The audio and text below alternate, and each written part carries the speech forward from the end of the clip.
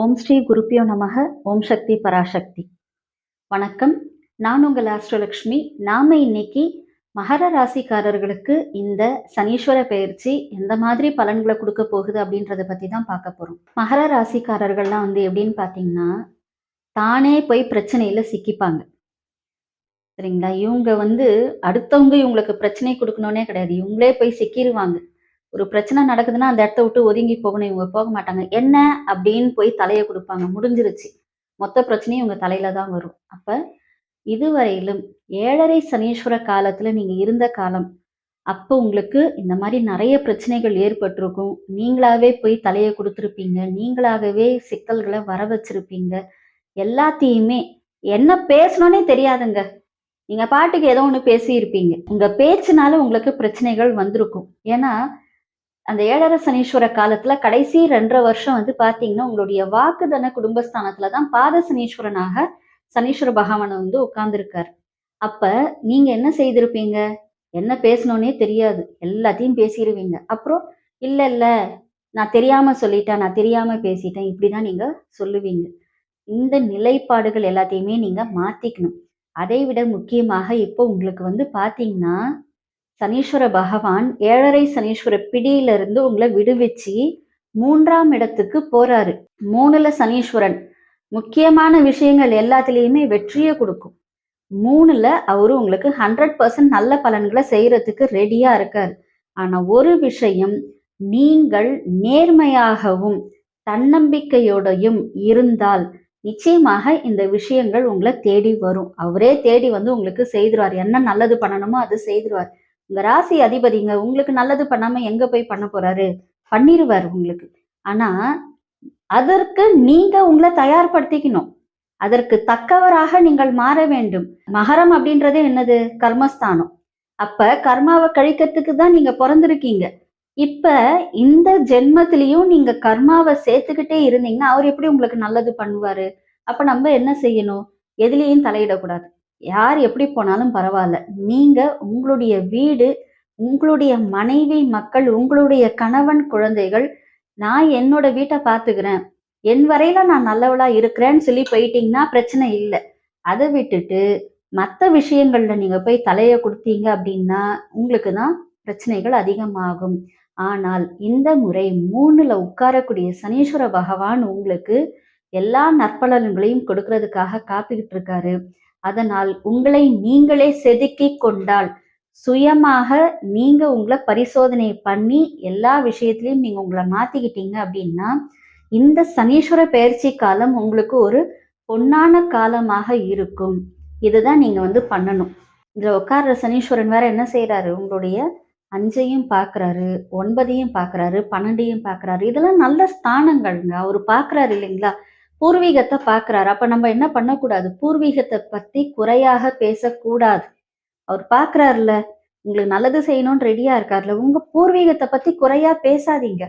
நீங்க பேசாம இருந்தாலே உங்களுக்கு நல்லது நடக்கும். நீங்க குலதெய்வத்தை போய் வழிபாடு பண்ணணும். பண்ணல அப்படின்னா இங்க பிரச்சனை வரும். குலதெய்வ வழிபாடு இங்கு குறைவில்லாமல் நடந்தால் அனைத்து செல்வங்களும் குறையாமல் உங்களை சேரும். இதை நீங்க பண்ணணும். அதே போலவே உங்களுடைய 9ஆம் இடமான பாக்கியஸ்தானத்தை பார்க்கிறார். பாக்கியஸ்தானம்ங்க, பாக்கியம் எல்லாமே சேரும். மகர கும்பத்துக்கும் ரிஷபத்துலாமுக்கும் கொஞ்சம் வித்தியாசம் இருக்கு. ரிஷபத்துலாத்துக்கு அள்ளி கொடுத்துருவாரு. மகர கும்பத்திற்கு யோசித்து கொடுப்பார். அவரோட வீடு தானே. ஆனா என் வீட்டுக்கு நான் செய்யற நற்பலனை யார் தடுக்க முடியும்லாம் யோசிக்காம, நான் என்னுடைய வீட்டில் இருக்கக்கூடியவன் எப்படி நடந்துக்கிறானோ அதுக்கேற்பதான் பலனை கொடுப்பேன்னு சொல்லி கொடுக்கிறவர் அவர். அதனால பாக்கியஸ்தானத்தை பார்க்கிற பொழுது உங்களுக்கு எல்லா விதமான பாக்கியங்களையும் தருவார். நீண்ட தூர பயணங்கள்ல வெற்றியை கொடுப்பாரு. தெய்வ அருளை அள்ளி கொடுப்பாரு. இது எல்லாத்தையுமே நீங்க என்ன பண்ணணும் அப்படின்னா அடையணும். அப்படின்ற பட்சத்தில் உங்களை நீங்கள் செதுக்கி கொண்டு வந்தால் நிச்சயமாக இந்த பலன்கள் எல்லாமே உங்களுக்கு கிடைச்சிடும். 12 பார்க்கறாருங்க, விரயஸ்தானத்தை பார்க்கறாரு. அப்ப நம்ம என்ன செய்யணும் அப்படின்னா உங்களுடைய செலவுகளை குறைக்க வேண்டும். குறைச்சிட்டீங்க அப்படின்னா விரயம் என்பது இங்க குறையும். அவரு ஒண்ணு பெருசாலாம் விரயத்தை கொடுக்க மாட்டாருங்க. அவரே ஸ்லோ பிளானட். என்ன பெருசா உங்களுக்கு விரயத்தை கொடுத்துருவார்? 2 வகையில கொடுப்பார். ஒண்ணு, உங்களுடைய பூர்வீக சொத்துக்கள் ஏதாவது உங்க கையில வந்திருந்ததுன்னா, அதன் மூலமாக உங்களுக்கு கொஞ்சம் டாக்குமெண்டேஷன் ப்ராப்ளம் குடுத்து, அதுல சில லிட்டிகேஷன்ஸ குடுத்து, அதுக்கு நீங்க செலவு பண்ணக்கூடிய நிலைய குடுப்பார். அடுத்தது வந்து பார்த்தீங்கன்னா, அப்பா வழியில் இருக்கக்கூடிய விஷயங்கள்ல கொஞ்சம் செலவு பண்ணக்கூடிய நிலைய குடுப்பார். அப்பாவுக்கு உடம்பு ஆரோக்கியத்துல நீங்க கவனம் செலுத்துனீங்கன்னா நல்லது. உங்களுடைய உடல் ஆரோக்கியத்திலயும் நீங்க கவனம் செலுத்துறது உங்களுக்கு நல்லது. 5 தானே பார்க்குறாரு, எனக்கு என்ன பிரச்சனை? கிடையாது. 5ஐ பார்த்தாலும் உங்களுடைய குழந்தைகளுடைய ஸ்தானத்த தான் அவரு பார்க்குறாரு. அதனால குழந்தைகள் மூலமாக உங்களுக்கு டென்ஷன் ஏறும். டென்ஷன் ஏறுச்சுன்னா என்ன ஆகும்? உங்க ஆரோக்கியம் தான் கெட்டு போகும். ஸோ நீங்க உங்களுடைய ஆரோக்கியத்திலயும் கவனத்தோட இருக்கணும்.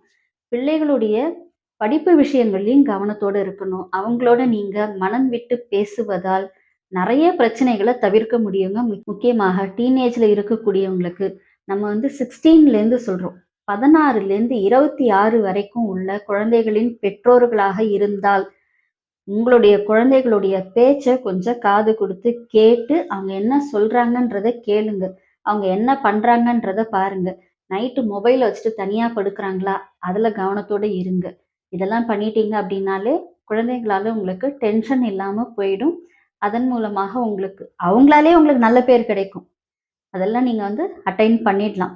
உங்களுக்கு இதுவரையிலும் 7½ ஆண்டு காலங்களில் கொடுத்த அத்தனை கஷ்ட நஷ்டங்களையும் அப்படியே துப்புரவா தொடச்சு எடுத்து, உங்களை மீண்டும் ஒரு முழு மனிதனாக மாற்றக்கூடிய காலகட்டத்தில இருக்கு.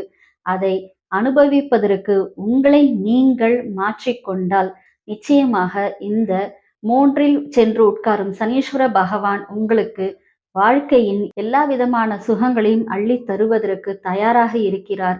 மாறுங்கள், மாற்றங்களை ஏற்றுக்கொள்ளுங்கள், சுகங்களை அனுபவிக்க தொடங்குங்கள். இந்த மகர ராசியில வந்து பார்த்தீங்க அப்படின்னா, கர்மஸ்தானம் இல்லைங்களா? அதனால இந்த அரசியல்வாதிகள்லாம் கர்மாவாலேயே கெட்டழியக்கூடிய காலகட்டத்தில இருந்தீங்க. இப்ப வந்து உங்களுக்கு பிரச்சனை இல்ல. இருந்தாலும் முயற்சி ஸ்தானத்தில போய் உட்கார்ந்திருக்காரு இல்லைங்களா? கொஞ்சம் மந்தத்தன்மைய குடுப்பாரு. அப்ப நம்ம என்ன செய்யணும்? நம்மள விட ஒருத்தன் முன்னாடி போய் நிக்கிறான் அந்த இடத்துல.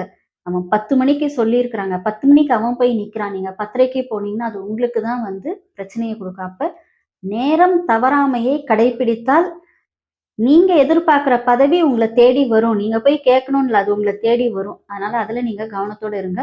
மாணவர்களுக்கு பிரச்சனை இல்லைங்க. படிச்சிருவீங்க. நல்ல நிலைப்பாடுகள்ல இருக்கு. அதனால ப்ராப்ளம் கிடையாது. ஐயோ! எனக்கு மார்க் கம்மி ஆயிடுமோ? அதெல்லாம் எதுவுமே வேண்டாம். இப்ப 10த், +2 எல்லாம் அடிச்சு தூக்கிரும் மார்க்.